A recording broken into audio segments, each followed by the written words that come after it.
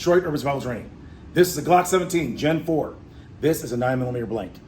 When you load this weapon, you now have a round in the chamber. The chambered round is forward. You can see it there.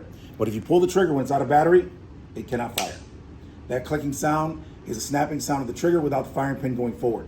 If you push slide to the rear more, it ejects the round.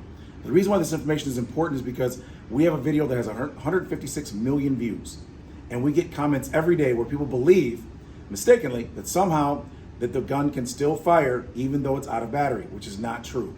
That means anytime that this action is open, it cannot fire. Even if it's a small amount, it will not fire. Some people actually believe that the only time that you can push the slide to the rear is after it's fired, which is not true. You can do it anytime you want. Okay, that does not affect its ability to go to the rear. The slide does not control the entire weapon, meaning you can push it back anytime you get ready. You can be fully loaded and still pull the slide to the rear.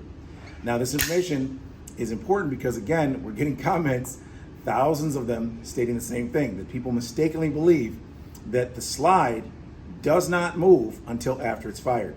And that's not true. It moves anytime you decide to pull it to the rear. Now, also remember that if it's out of battery, even a small amount, again, I'll reiterate, it's even a little bit, it cannot fire. And that happens sometimes when people are fighting. And that means that sometimes criminals precedent to the victims, other times people defending themselves precedent to criminals.